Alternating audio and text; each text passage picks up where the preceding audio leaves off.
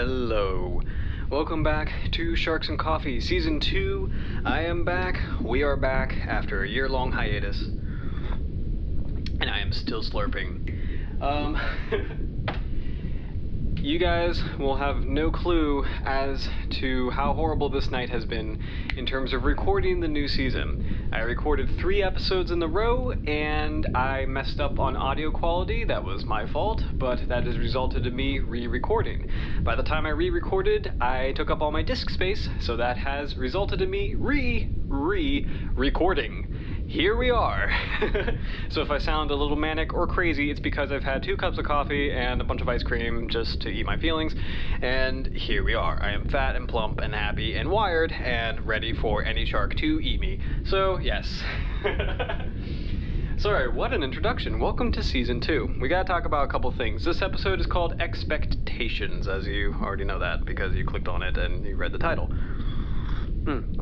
Expectations for Sharks and Coffee Season 2. Season 1 was a lot of fun to make. What was happening though, and what tends to happen, is that if you don't already know, Dr. Jaws is not just a YouTube channel, it's a brand of books, it's Facebook, Twitter, it's a lecture series. I tour schools and aquariums talking about sharks of the Chesapeake Bay, and my books are on sharks of both the Bay and the Atlantic coast.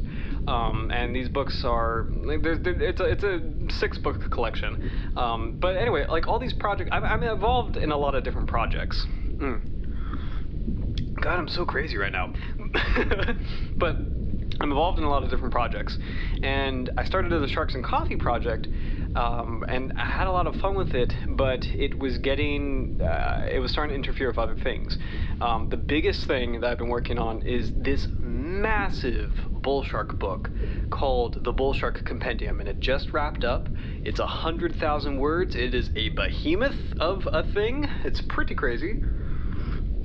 And it's currently flying around a couple different publishers, so once it gets farther down the pipeline, I'll release more details, but that took up a lot of time.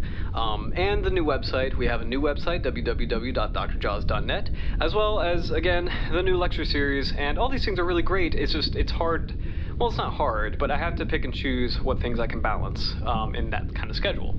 So on that note, Sharks and Coffee Season 1, we didn't really do a lot with it. I mean, I was really happy with how it turned out, but what was happening was, like, if you're a YouTuber, you know that editing is basically what YouTube is.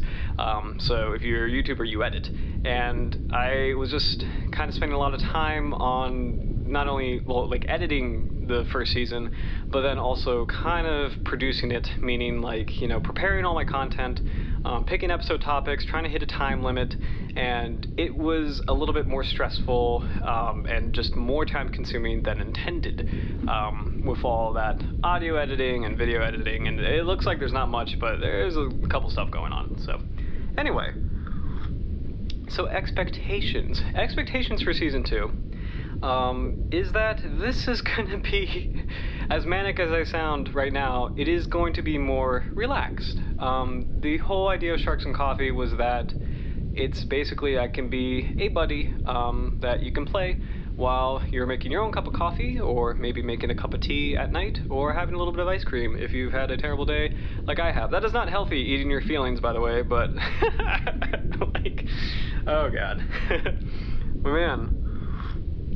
But yeah, so part of the structure of that is that these are going to be rapidly produced and very informal, as you could probably tell, because it is like a conversation, and it gives it more of a tactile quality, you know, more down to earth, you know, and that's the point, because this is a dialogue between you and I. Meaning that if you have any suggestions for content or subjects, or if you have any questions, you can comment on the YouTube.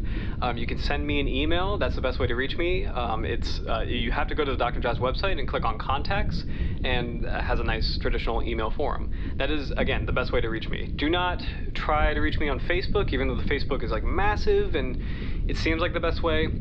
I've had people reach out to me for shark questions or business stuff, and it's gotten, unfortunately, lost into spam sometimes. So please definitely use the Dr. Jaws website for them. So,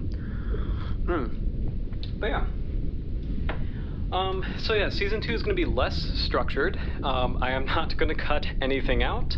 So all the coffee slurps, I will defy convention and make that my trademark. You will hear slurps.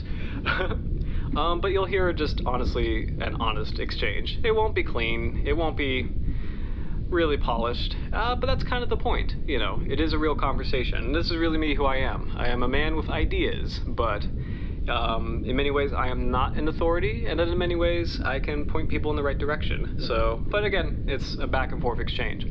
If you are listening and not yet subscribed to Dr. Jaws, please do so, because we've got a lot of interesting subjects coming up. This season we got to talk about piked dogfish, we got to talk about sharks, myths, and culture, we got to talk about river sharks, we got to talk about conservation standards. It's just a lot of topics that we have to cover. So, oh man. Man, oh man, oh man. But, silver lining though, I'm glad all my attempts to record tonight kind of messed up, because I think I just spent a lot of time talking about myself, which is not good.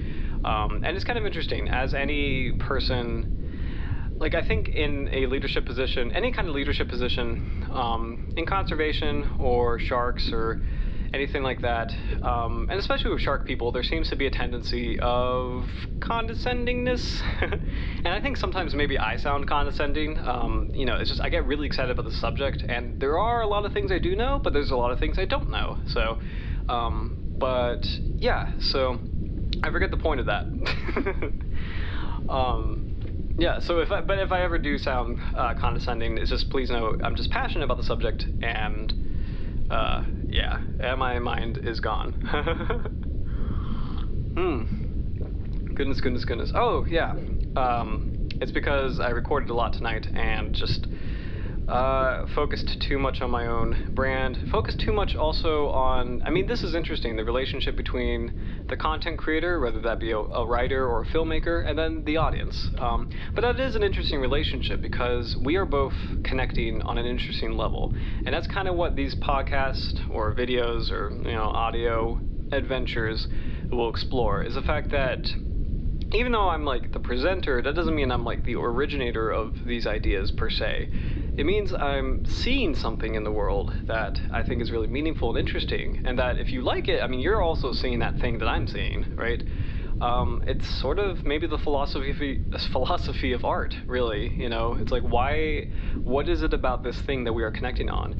You can apply that to sharks being the living masterwork of art in a way. You know, why are we connecting on sharks? Why do we love sharks so much? And I mean really love. Like, I don't mean like, you know, oh, we think they're like beautiful and like, you know, scary and blah, blah, blah. I mean like, there is that deep, very indescribable perfection you attribute to sharks. You know, it's like it's an unmatchable or matchless sort of beauty or form or poetry. They literally are poetry in motion. You know, some feeling, some very deep, not primal but higher instinct clicks when you see a shark. I don't know. It's a connection that I have, but it's a connection that if you like this brand, I think you have too. And even if you don't like this brand, I mean, people can feel like that. No wonder. I mean, a lot of people love sharks.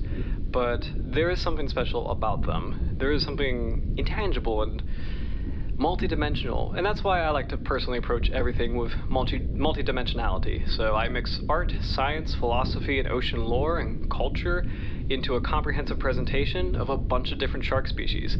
So if you're a first-time listener, that's kind of what I do. That's what my books are. That's what my YouTube, Facebook, everything like that. That's what Dr. Jaws is. So if you're a first-time listener and you like the sound of that, definitely like and subscribe.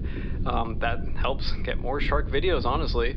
And yeah, and also please engage, because again, you and I are pretty much in this journey together. So if you like this and you like sharks and you have this kind of connection, you know, you please ask me questions and please contribute. Let's explore this pretty fascinating world together. So on that note, I will have no more exposition and get straight to it. Let's talk about the piked dogfish.